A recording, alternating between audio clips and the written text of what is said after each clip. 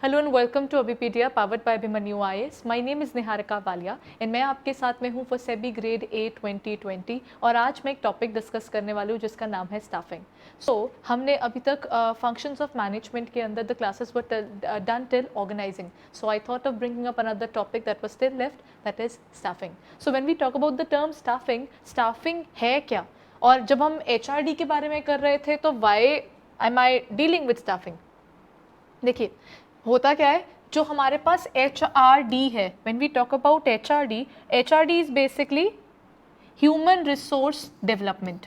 ठीक है, जब मैं ह्यूमन रिसोर्स डेवलपमेंट की बात कर रही हूँ तो उस केस के अंदर वहाँ पर उसके एलिमेंट्स में से एक स्टाफिंग है. कौन से लोग रखने हैं, कितने लोग रखने हैं, क्या हमारे पास काम है, कौन कौन सी पोजीशंस एम्प्टी है, जो हमारे पास काम कर रहे हैं हमें उनका बेसिक वर्किंग कैसे करना है. So this is all a part of this. In some books you will find HRD as written as staffing and in some books you will find these as staffing as a function of management, और एक बिगर wider term हमारे पास आ जाती है HRD. So you can find both the things over there. So before we move ahead, हमारे पास as you all know हमारे पास all India का UPSC का फ्री मॉक टेस्ट आ रहा है. That will be taken on 5th of September.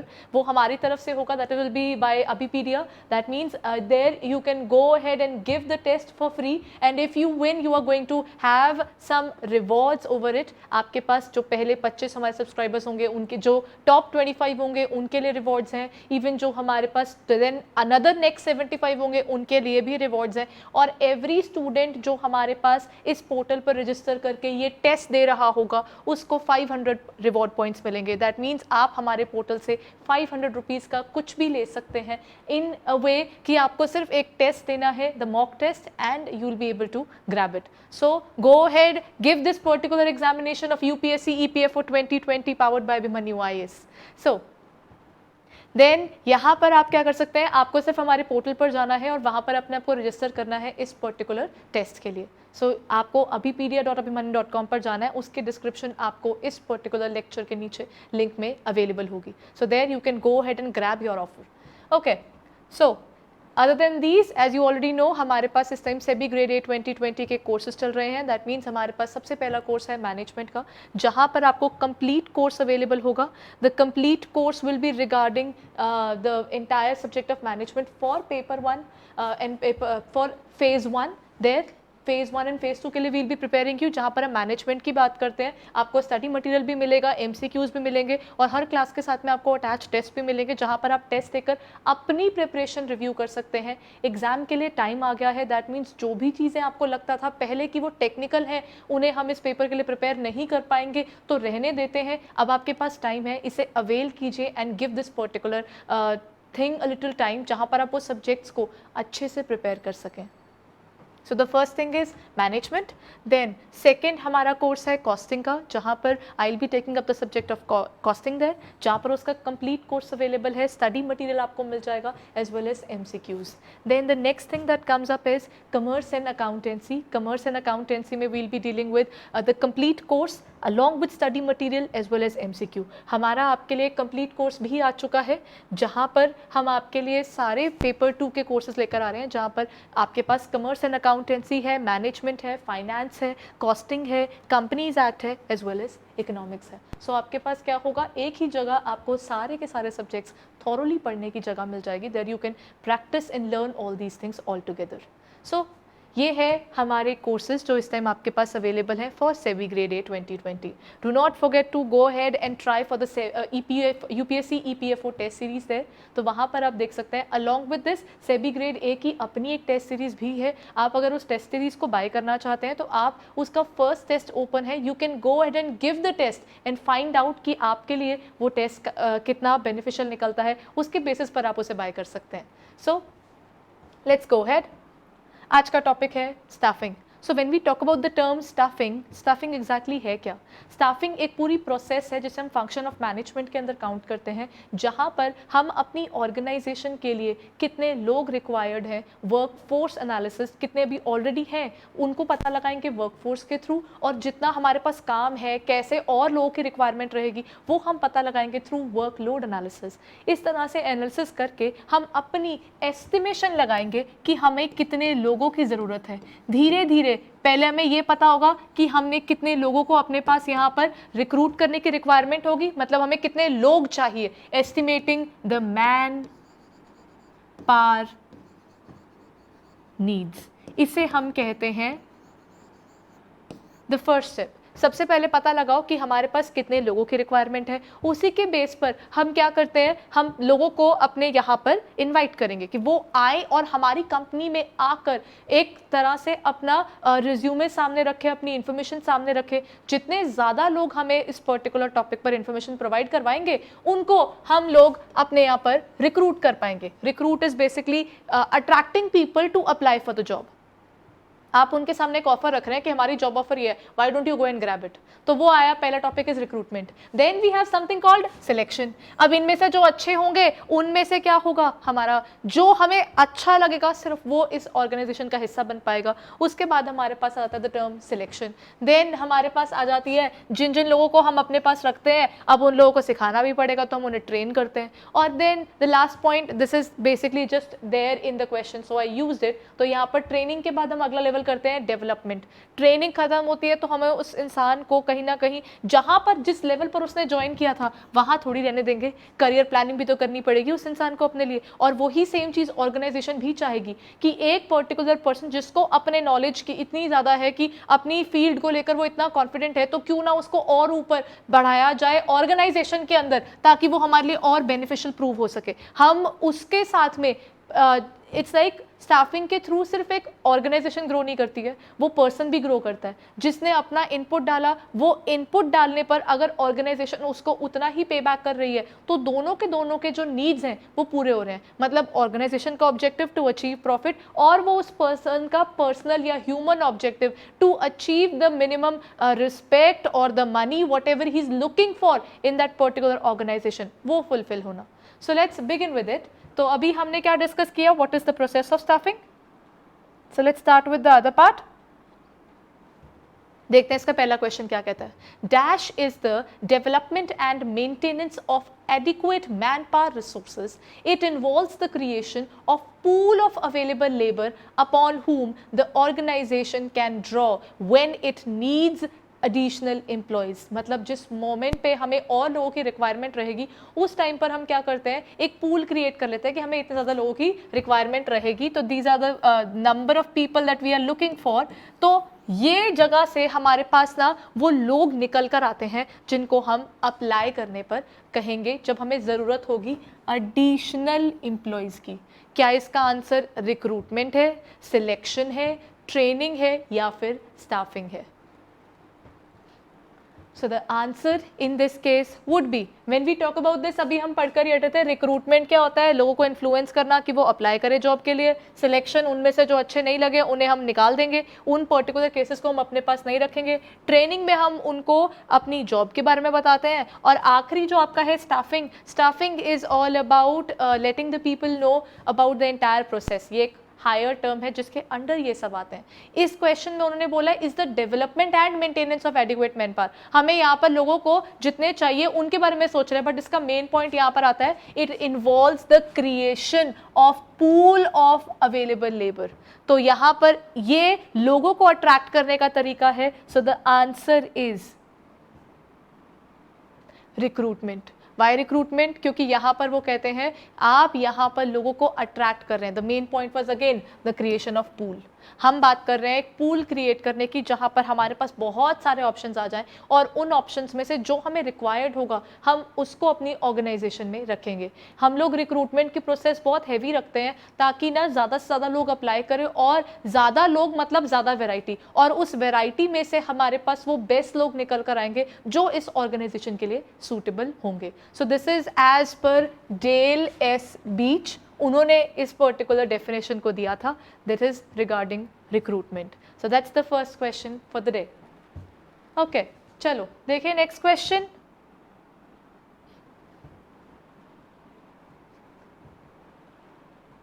The next question says dash involves identifying current and anticipated future supply of labor and skills, identifying what you need and will need in future in terms of labor, skill, competences, demand analysis karna, and then identifying the gaps between the current and the future supply and current and future demands. It's called a gap analysis. So in this case what are we exactly looking for? वो कहते हैं कि हम यहाँ पर क्या कह रहे हैं, इस पूरे क्वेश्चन में लिखा क्या हुआ है, ये किसकी डेफिनेशन है, वर्क लोड एनालिसिस है, वर्क फोर्स है, या ये एक स्टैटिस्टिकल एनालिसिस की बात कर रहा है, या none of the above.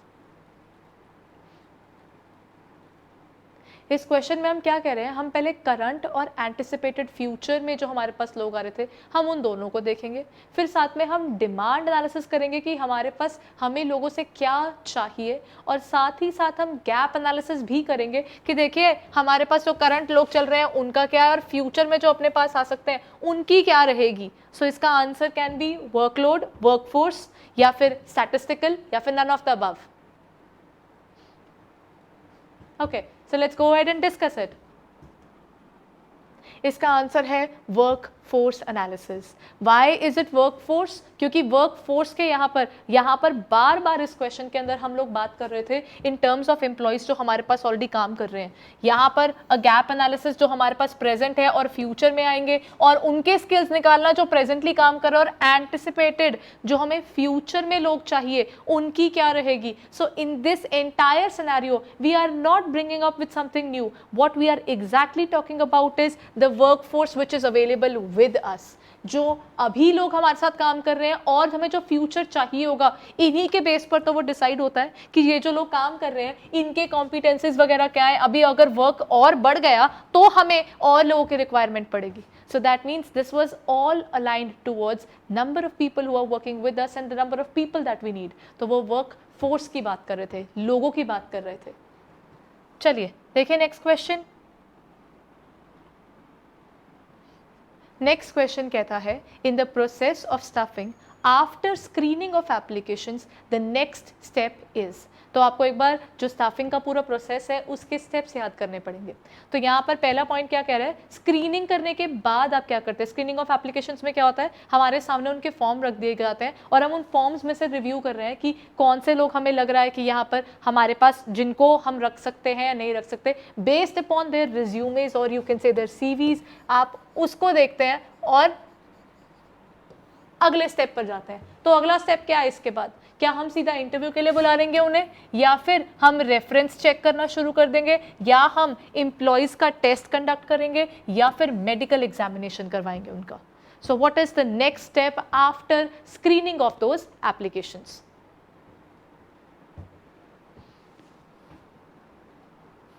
After screening, the next step that comes is employee tests. हम इससे पहले कि उनको अगले लेवल पर लेकर जाएं तो हम पहले क्या करेंगे, हमने बहुत सारी एप्लीकेशंस देखी, हम उनका इंटरव्यू हमेशा बाद में लेते हैं. पहले आप क्या करोगे, उनकी स्क्रीनिंग करोगे कि कौन कौन से आपको लगता है लोग हमारे पास काम कर सकते हैं, कौन से नहीं कर सकते हैं. वो रिज्यूमे देखे और उनके अंदर से रिटन फॉर्म में पड़ा था सब कुछ. तो हमने देखा कि इस पर्टिकुलर पर्सन के जो डिग्रीज हैं, जो उसका एक्सपीरियंस है, वो हमें जो रिक्वायर्ड था वो उतना ही एक्सपीरियंस है, तो परफेक्ट, हम इस पर्टिकुलर पर्सन को अपनी जॉब के लिए चूज करते हैं. जब हमने ये वाली चीज कर ली, उसके बाद नेक्स्ट स्टेप क्या करोगे, आप लगाओगे एम्प्लॉय के test. There are around 4-5 tests or even more than that. There are certain tests that are conducted. जो हम लोग क्या करेंगे, एक रिटन फॉर्म में वो टेस्ट चलते हैं. उन टेस्ट्स में से क्या होगा, जो उनको क्लियर कर लेंगे हम उनको लेकर जाते हैं इंटरव्यू में.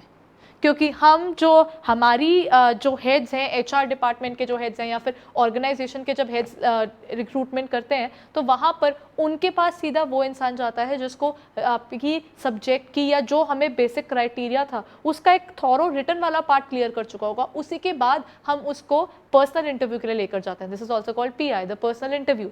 तो वो कहते हैं सबसे पहले आप एम्प्लॉयमेंट टेस्ट कंडक्ट कर लो, अगर कोई यहाँ पर रिजेक्ट हो गया तो बाहर हो गया, तो हम इंटरव्यू लेंगे. अगर इंटरव्यू में कोई रिजेक्ट हो गया तो वो वहाँ पर बाहर निकल जाएगा। फिर हम रेफरेंस चेक करते हैं, रेफरेंस चेक में मतलब उसके बैकग्राउंड चेक करते हैं, ही इज सेइंग वो यहाँ से पढ़ा था या ये पर्टिकुलर उसका प्रीवियस एम्प्लॉयर थे। अब उन प्रीवियस एम्प्लॉयर से पता लगाओ कि वो इंसान अच्छे से काम कर रहा था या क्या कर रहा था। और फिर मेडिकल एग्जामिनेशन होता है उस पर्टिकुलर पर्सन का, डिपेंड करता है, काफ़ी जगहों पर मेडिकल एग्जामिनेशन अब कंपल्सरी हो चुके हैं, and then we have the final selection. So इसका आंसर था the employ tests. Now the next point that comes around is, as per the functions of HR manager, which is an operative function. So यहाँ पर एक point आ गया, HR जो हमारा department है जो स्टाफिंग के लिए रिस्पॉन्सिबल होता है, उसका ऑपरेटिव फंक्शन क्या है? डेवलपमेंट फंक्शन है, एडवाइजर्स टॉप मैनेजमेंट है, और यू कैन से डायरेक्शन फंक्शन उसका एक फंक्शन काउंट होगा, ऑपरेटिव वाला या कंट्रोलिंग फंक्शन। इन चारों में से कौन सा ऐसा फंक्शन है जो उसके ऑपरेटिव फंक्शंस में काउंट होता है? ओवरऑल उसके तीन तरह के फंक्शंस आ जाते हैं, operative, advisory, and then we have the basic administration work. So operative is linked to that basic administration. Then we have the managerial function as well. So there are three: managerial, then we have operative, and the last one is advisory. तो यहाँ पर कौन सा function complete हो रहा है?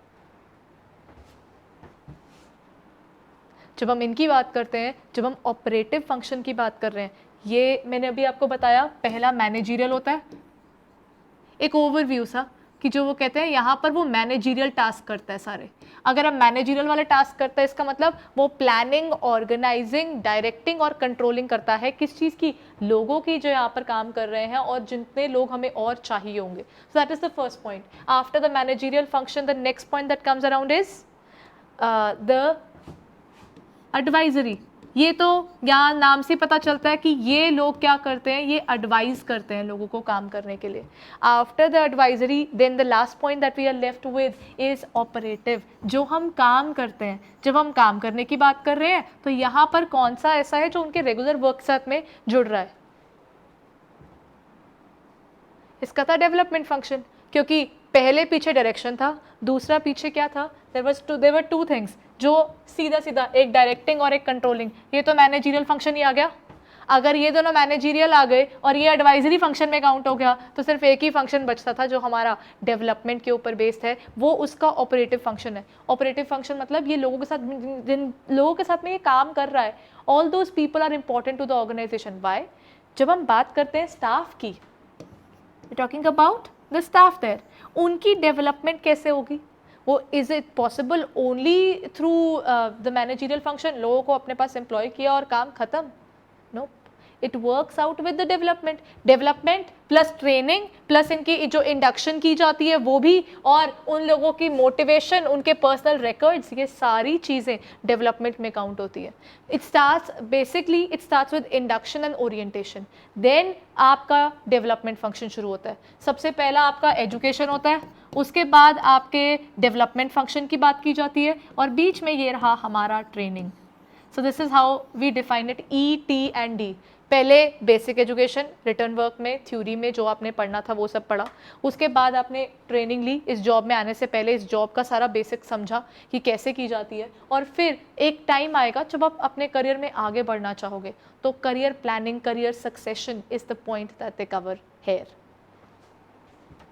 अगला, the next question says, dash are also known as the potential ability test and specific cognitive test, and are used to measure the latent ability of the candidate to learn a given job if he or she is given the required training.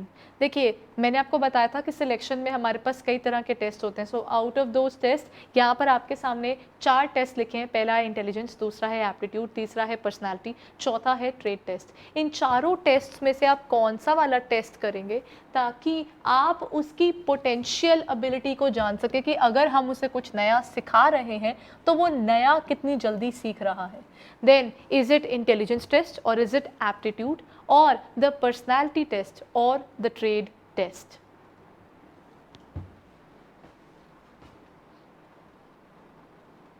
Among these हमारे पास main test कौन से आते हैं? Intelligence आपका IQ check करते हैं, intelligence quotient को चेक करता है basically. Then we have aptitude, aptitude, personality and trade. अब इनमें से कौन सा है? इंटेलिजेंस तो फिर आप कहीं ना कहीं से जोड़ भी सकते थे और हो सकता है ना देखें। जब हम बात करते हैं पर्सनालिटी की, वो तो इंडिविजुअल की ओवरऑल बात कर रहा है, उसका बोलने का तरीका, उसका dressing sense, how he is managing the entire scenario, is he emotional और नॉट, वो सब देखते हैं।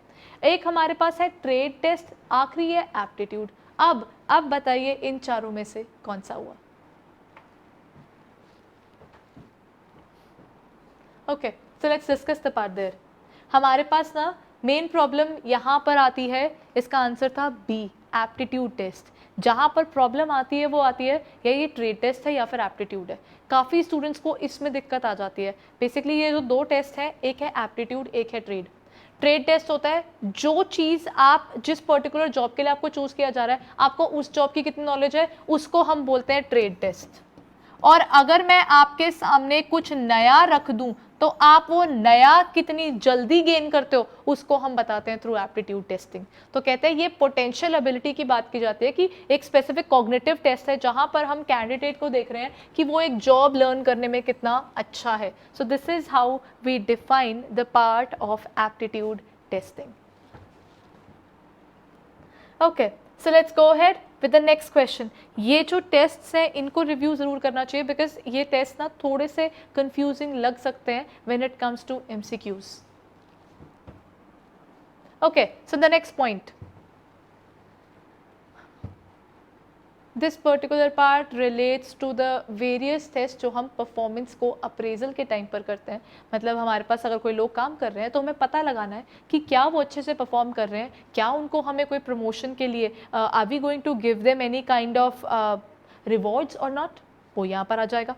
तो चलिए देखें हमारे पास क्वेश्चन क्या कहता है। द क्वेश्चन सेज कि यहाँ पर हमारे पास the basic assumption made for using this method, इस पर्टिकुलर मेथड के लिए हमने एक अजम्पशन रखी हुई है कि इम्प्लॉयज़ आर डिस्टिंग्विशेबल, मतलब आप उनको डिफरेंशिएट करोगे in outstanding, above average, average, below average और poor, and their number confirms to the normal frequency distribution. हम नॉर्मल फ्रीक्वेंसी डिस्ट्रीब्यूशन का इस्तेमाल कर रहे हैं यहाँ पर ये अजम्पशन लेते हुए। तो बताइए क्या है। पहला पॉइंट कहता है भैया रैंकिंग करेंगे हम लोग, दूसरा कहता है अनस्ट्रक्चर्ड अप्रेजल है, या फिर ये एक चेकलिस्ट है, या फिर ये फोर्स्ड डिस्ट्रीब्यूशन मेथड है। इन चारों में से कौन से मेथड के लिए ये बेसिक अजम्पशन का इस्तेमाल किया जाता है? अमंग दीज सबसे ईजीएस्ट है चेकलिस्ट, जहां पर हम क्या कहते हैं ये पर्टिकुलर होना चाहिए, ये पर्टिकुलर चीज होनी चाहिए, ये होनी चाहिए, तो इसका मतलब ये पर्टिकुलर पर्सन हमारे पास एक अगले लेवल की इंसेंटिव लेने के लिए काबिल है, क्योंकि हमें जो जो रिक्वायरमेंट्स लगी थी वो पूरी कर रहा है। क्या ये वाला पार्ट यहाँ पर कवर होता है? चलो फिर डिस्कस करें इसका आंसर। हम बात कर रहे हैं उस अजम्पशन की जो वो कहता है कि देखो हम लोगों को डिस्क्राइब कर रहे हैं through average, above average, below average and poor, हम इसके बेस पर चल रहे हैं। So when we are talking about this part, the answer is forced distribution method. वो इसके नाम में ही छुपा हुआ है कि हम लोग क्या कर रहे थे, लोगों को उनकी इस पर्टिकुलर चीज़ पर बांट रहे हैं कि वो एवरेज है, अबव एवरेज है या फिर पुअर है, हम इसके बेस पर पूरा चल रहे हैं। We are not going to choose people on the basis of, जैसे रैंकिंग में क्या होता है कि इतने सारे लोगों के बीच में जो अच्छा परफॉर्म कर रहा है वो टॉप पर है, उसके बाद नेक्स्ट है, उसके बाद नेक्स्ट है, तो इसका मतलब रैंकिंग में वो हो जाएगा। चेकलिस्ट में हमारे पास क्या होगा कि एक स्पेसिफिक क्राइटेरिया डिफाइन कर दिया जाता है। उसके अलावा हमारे पास क्या आ गया था, हमारे पास अनस्ट्रक्चर्ड अप्रेजल था। अनस्ट्रक्चर्ड में तुम्हारे जो भी हमारे सीनियर होंगे वो क्या करेंगे, the superior will make a particular criteria of his own, उनको लगता है कि ये पर्टिकुलर पर्सन का ओवरऑल ये वर्किंग लग रहा था तो हम यहाँ पर डाल देते हैं। सिर्फ एक फोर्स डिस्ट्रीब्यूशन मेथड है जो मजबूर कर देता है कि आप ना लोगों को इन पर्टिकुलर रैंक्स, जो हमारे पास ये जो स्केल बना है इस स्केल पर इनको डिफाइन करो।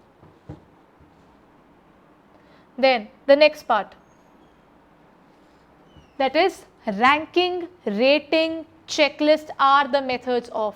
क्या ये ट्रांसफर मैनेजमेंट के अंदर इस्तेमाल होते हैं, क्या ये परफॉर्मेंस अप्रेजल के लिए इस्तेमाल होते हैं, या प्रमोशन मेथड है, या फिर जॉब को डिस्क्राइब करने का तरीका है।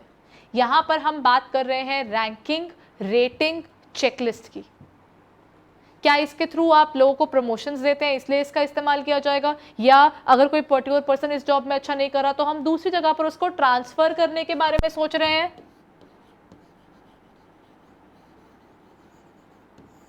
या फिर हम लोग क्या करेंगे, जॉब को डिस्क्राइब कर रहे हैं इसके थ्रू, क्योंकि चेकलिस्ट में हमारे पास काफी चीजें बताई जाती हैं।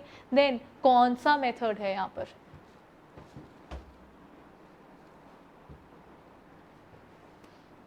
When we talk about ranking, rating in checklist, it is not limited to promotional methods. सिर्फ इस बेस पर नहीं चल सकते हम कि ये तो प्रमोट करेंगे या नहीं करेंगे, इसके लिए पता लगाना ज़रूरी है। और इसका जो बेसिक वर्क है वो सिर्फ लोगों को ट्रांसफ़र करने के लिए इस्तेमाल नहीं हो सकता। और जॉब डिस्क्रिप्शन तो एक बहुत छोटा सा फेज़ है जहाँ पर सिर्फ जॉब बताई जा रही है। सो जब हम इस टॉपिक की बात करते हैं, the answer has to be performance appraisal. हम रेगुलरली रिव्यू करने वाले लोगों को कि वो किस तरीके से काम कर रहे हैं, इसके बेस पर अपनी प्रमोशन हो सकती है या फिर हमारी ट्रांसफ़र हो सकती है, लेकिन द बेसिक वर्क इज ये इवैल्यूएट करना कि जो पर्टिकुलर पर्सन काम कर रहा है वो अच्छा काम कर रहा है भी या नहीं। सो यहाँ पर इसका आंसर था द परफॉर्मेंस अप्रेजल। तो ये एक एनुअल रिव्यू है, हम लोगों को देखते हैं कि वो अच्छे से काम कर रहा है नहीं कर रहा है, तो हम ये पता लगाने के लिए कि वो अपने स्किल्स के हिसाब से कैसा चल रहा है, इज ही लैकिंग समवेयर या उसकी और कहीं पर इम्प्रूवमेंट की ज़रूरत है, वो यहाँ पर डिफाइन होती है। So there goes the next part. अगला question, the practice of dash is followed usually for casual vacancies of unskilled or semi skilled jobs। जो हमारी अनस्किल्ड और सेमी स्किल्ड जॉब्स हैं उसके लिए इसका इस्तेमाल किया जाता है। और ये जो वर्कर्स हैं जिनकी बात कर रहे हैं, they are called the casual और द बदली workers and they are paid remuneration on daily wage basis. जब हम इनको रिक्रूट कर रहे हैं तो हम कौन सा मेथड का इस्तेमाल करेंगे? Direct recruitment, casual callers, campus recruitment और नन ऑफ द अबव। इनमें से कौन से मेथड का इस्तेमाल किया जाएगा? Do not go for casual callers there, क्योंकि वो नाम से कैजुअल आ रहा है, but then these are not the one. ये रिक्रूटमेंट के बहुत सारे तरीकों में से एक है। तो चलिए इसका आंसर देखें। इसका आंसर है डायरेक्ट रिक्रूटमेंट। अमंग दीज, यहाँ पर जब हम बात करते हैं डायरेक्ट रिक्रूटमेंट होता है कि हमने अपने ना गेट के बाहर वहाँ पर एक पर्टिकुलर जगह पर एक वो लगा दिया है, you have actually kept a particular poster kind of thing, आपने बाहर एक नोटिस लगा दिया लोगों के लिए कि जिसको भी यहाँ पर जॉब के लिए आना है हमारे यहाँ पर रिक्वायरमेंट है। इसे गेट रिक्रूटमेंट भी कहा जाता है, जहाँ पर आप क्या कहते हो कि कोई भी जिस टाइम पर सीजन होगा काम करने का तो हमें बहुत ज़्यादा लोगों की रिक्वायरमेंट रहती है, हमारा परमानेंट स्टाफ काफ़ी नहीं होता, तो हम क्या करते हैं और लोगों को वहाँ पर अप्लाई करने के लिए कहीं ना कहीं अब बताना तो पड़ेगा कि हमारे पास जॉब दिख रही है, तो हम बाहर नोटिस लगाते हैं कि यहाँ पर हमें लोगों की रिक्वायरमेंट रहती है। तो ये वाला काम सिर्फ इनके लिए चल सकता है, that is in terms of casual जो वर्कर्स हैं जो हमारे पास स्किल्ड और सेमी स्किल्ड के लिए आते हैं। जो हमारे पास अनस्किल्ड जॉब्स के लिए भी इसका इस्तेमाल किया जाता है, स्किल्ड और जो आपके पास सेमी स्किल्ड है उनके लिए और भी मेथड्स के इस्तेमाल है, लेकिन इसके लिए जो आपके पास अनस्किल्ड है उनके लिए ये मेथड काफ़ी इस्तेमाल किया जाता है। तो जॉब सीकर्स अपने आप अपनी प्रीमिसेस के बाहर आ जाते हैं, देख लेते हैं कि वहाँ पर रिक्वायरमेंट है तो वो लोग अंदर आ जाते हैं। कैजुअल कॉलर्स में वो जस्ट ये पूछने आते हैं कि यहाँ पर अगर जॉब की रिक्वायरमेंट है तो हमें बता दीजिएगा, तो हमारे पास उनकी इंफॉर्मेशन आ जाती है कि अच्छा ये पर्टिकुलर पर्सन ही was looking for a job there, तो हमारे पास उसका रिज्यूमे आ गया, अब देख लेते हैं अगर रिक्वायरमेंट हुई तो हम उसे रख लेंगे। सो वहां पर उसका तरीका अलग है, ये तो on the spot he selection कर लेते हैं क्योंकि हमें लोगों की रिक्वायरमेंट होती है, हमारे पास काम कंप्लीट करने को पड़ा होता है, दैट्स व्हाई हम डायरेक्ट रिक्रूटमेंट ऑप्ट करते हैं। चलिए अगला देखें। अगला कहता है अगेन द टेस्ट्स। अब ये तो हमने डिस्कस ही किए थे, तो ध्यान से सुनिएगा। These test measure the existing skills of the individual. जो उसके पास अभी स्किल्स है ना, ये उसको देख रहे हैं। Trade test, aptitude test, interest test या पर्सनैलिटी टेस्ट। ऐसा कौन सा टेस्ट है, just a very simple one liner, सिर्फ आपको ये सोचना है कौन सा ऐसा टेस्ट है जिसमें आपके पास जो अभी स्किल्स है ना उसको स्टडी किया जा रहा है, the present skills that you are having. So let's go ahead, इसका आंसर देखें। हमारे पास 4 टेस्ट थे। ट्रेड टेस्ट जो आपको अभी आता है वो उसके बारे में बताता है। एप्टीट्यूड कहता है जो नया सीख रहे होगे ना, समथिंग न्यू, वो आप कितनी स्पीड पर सीखते हो वो उसके लिए है। फिर अगला अपने पास आता है इंटरेस्ट टेस्ट, जो कहता है कि यहाँ पर हम बात करेंगे कि आपका किस फील्ड में इंटरेस्ट है, हम आपको वो वाली पोजीशन देंगे। अगला आता है पर्सनालिटी टेस्ट, जहाँ पर आपकी ओवरऑल पर्सनालिटी को स्टडी किया जाता है। तो ये इन सारे टेस्ट में से हमारे पास मेन आता है द ट्रेड टेस्ट। ये ही अकेला टेस्ट है जो एग्जिस्टिंग स्किल्स की बात करता है। जो आपको अभी आता है ना, ये उसकी बात कर रहा है। तो ये आएगा answer trade test. Okay, so let's go ahead with the next one. अगला is again related to the performance appraisal, लेकिन ये थोड़े से different methods पर है. They argue that such a system differentiates among behavior, performance and results and consequently is able to provide a basis of setting development goals for the employee. Because it is job specific, ये identify करता है observable and measurable behaviour, और इसीलिए कहते हैं कि ये ज़्यादा रिलायबल मेथड है. Is it MBO, is it BARS, bars, और critical incidental method, or none of the above? When we talk about bars, when we talk about MBO, इसका सोचिए इनकी फुल फॉर्म्स क्या हैं. सो वहाँ से आपको कहीं ना कहीं एक आंसर मिल जाएगा. ऐसा कौन सा मेथड है जहाँ पर आपके बिहेवियर को भी स्टडी किया जाएगा, रिजल्ट्स भी देखे जाएंगे, हम उनके डेवलपमेंट गोल्स को भी डिफाइन करेंगे, वो सब चीज़ें यहाँ पर इकट्ठे डिफाइन होते चलेंगी. So you need to think of it, कौन सा ऐसा मेथड है. चलो देखें.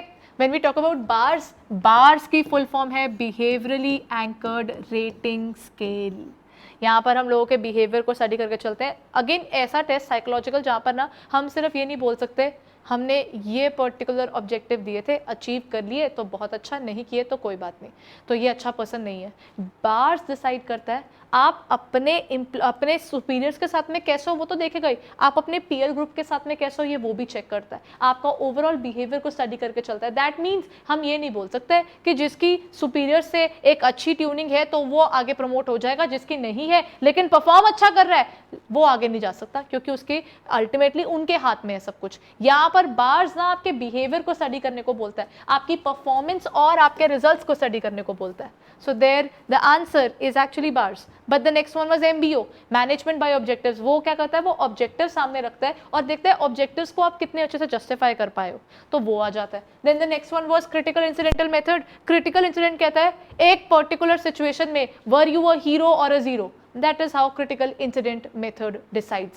एक पर्टिकुलर सिचुएशन डिसाइड कर देती है कि ये अच्छा इंसान था, हमने उसके सामने एक अपॉर्चुनिटी रखी, अगर उसने वो अपॉर्चुनिटी उठाई तो ये होगा, नहीं उठाई तो मतलब वो एक अच्छा एम्प्लॉय नहीं है, तो वो उस इंसिडेंट पर आकर रुक जाते हैं. That's why it's called the critical incidental method or critical incident method there. चलो, तो this was the answer. Bars जो हमारे बिहेवियर को स्टडी करने को बोलता है, जॉब स्पेसिफिक होता है ये. तो यहाँ पर एक स्पेसिफिक जॉब के अंदर आप कितने ज़्यादा अच्छे से चल रहे हैं, आपका बिहेवियर किस तरह का है, वो सब इसमें स्टडी किया जाता है. Again a very good method, a modern method I would say of performance appraisal, जो कहता था कि आप सिर्फ एक इंसिडेंट्स या एक पर्टिकुलर सिचुएशन या कैरेक्टरिस्टिक्स से डिफाइन नहीं कर सकते हो कि हमारा एम्प्लॉय एफिशिएंट है या फिर इनएफिशिएंट है. सो ये रहा हमारा पॉइंट. अगला next question says if proper measures are not opted in the selection process it would lead to more cost of. अगर हमने क्या किया, अगर हमने प्रॉपरली लोगों को रिक्रूट नहीं किया, सिलेक्शन प्रोसेस हमारी प्रॉपर नहीं हुई, तो क्या होगा, हमारा कौन सी कॉस्टिंग ज़्यादा बढ़ जाएगी, ट्रेनिंग की, रिक्रूटमेंट की, वर्क क्वालिटी की, या फिर नन ऑफ द अबव. या हम बात कर रहे हैं ऐसा प्रॉपर मेजर जो हम कह रहे हैं कि हमने ऑप्ट नहीं किया था आपकी सिलेक्शन प्रोसेस के अंदर. So which would be the one, cost कौन सी चीज़ की कॉस्ट बढ़ जाएगी. रिक्रूटमेंट तो शायद सिलेक्शन से पहले ही हो जाती है. रिक्रूटमेंट में क्या होता है, लोगों को रखना होता है. वर्क क्वालिटी नो डाउट वो कम हो जाती है, लेकिन आप उसे कॉस्ट के हिसाब से नहीं बोल सकते हो. The answer can be training, क्योंकि लोग अगर आपने ढंग से नहीं रखे होंगे तो क्या होगा, अगर आपने लोगों को ढंग से एम्प्लॉय नहीं किया तो आपको ना, जो लोग आपने रखे हैं वो इस जॉब के लिए अगर सूटेबल नहीं है ना, तो आपको क्या करना पड़ेगा, you will have to spend more time and money on them in order to train them. उनको वो काम सिखाने के लिए आपके एफर्ट्स ज़्यादा हो जाएंगे। So that's how we define this part. तो वो कहते हैं यहाँ पर हमारा आंसर होना चाहिए था ट्रेनिंग। तो ये आएगा आपका आंसर। अगर आप प्रॉपरली इसको अप नहीं करेंगे तो ये प्रॉब्लम हमें फेस करनी पड़ सकती है। ओके, सो चलिए अगला देखें। The last question for the day, may be at the time of recruitment for non-managerial, supervisory and middle management। अब ध्यान से पढ़िएगा, रिक्रूट कर रहे हैं किसको, जो नॉन मैनेजरियल लेवल पे काम कर रहा है, उसके सुपरवाइजरी पर है, मिडल मैनेजमेंट की पोजीशन मतलब टॉप नहीं है। तो वो कहते हैं कौन सा एक्सटर्नल फैक्टर है जो सबसे इंपॉर्टेंट हो जाता है, आपका पॉलिटिकल या फिर लीगल इन्वायरमेंट, अनएम्प्लॉयमेंट रेट, या फिर लेबर मार्केट, या फिर ग्रोथ एंड एक्सपेंशन। ध्यान से पढ़िएगा क्वेश्चन को। नॉन मैनेजरियल लेवल है, सुपरवाइजरी है, या मिडिल मैनेजमेंट की पोजीशंस हैं। These are not the higher और द क्रूशियल वंस। तो पॉलिटिकल लीगल है, अनएम्प्लॉयमेंट है, लेबर मार्केट है, या फिर growth and expansion. We are not saying कि ये सारे फैक्टर्स नहीं है, इनमें से प्राइम कौन सा है वो आपको डिसाइड करना है।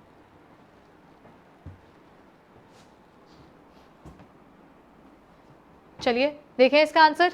The answer in this case would be the labour market, क्योंकि लेबर मार्केट डिसाइड करेगी कि how these people are working. Again मैंने वहाँ पर बताया these are not very important people there, लेकिन जब आप इनकी बात कर रहे हो तो ये लोग मार्केट में किस तरीके से चल रहे हैं वो डिसाइड करेगा कि ये लोगों का एग्जैक्टली वर्किंग कैसे रहेगी, हम इन्हें किस तरीके से रिक्रूट कर सकते हैं। So no doubt these are also part of it, political, social, legal, but prime factor आपकी लेबर मार्केट अभी कैसे चल रही है उस पर डिपेंड करेगा। वहाँ पर स्टेबिलिटी है या नहीं है, उसके बेस पर आप इनकी रिक्रूटमेंट की प्रोसेस कर सकते हो, उनको इन्फ्लुएंस कर सकते हो कि वो लोग आपके यहाँ पर जॉब के लिए अप्लाई करें।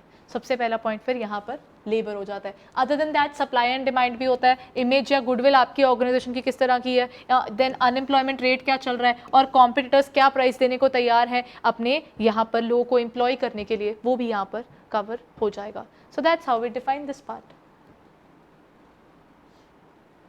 सो this is it for the day. अब हम मिलेंगे नेक्स्ट क्लास के अंदर। We might be starting with the point where we stop there in terms of costing. Costing में हमारा पड़ा था अभी ओवरहेड कॉस्टिंग वाला topic, so we'll do that. So that's it for the day guys, thank you so much. And do not forget हमारे UPSC EPFO का 5th of September को वो टेस्ट है, तो वो टेस्ट देना मत भूलिएगा। For that you need to register with us, and at the same time इसके रिवॉर्ड्स भी हैं, तो if you really want to go ahead and avail those rewards तो आप ज़रूर टेस्ट दीजिएगा। So thank you.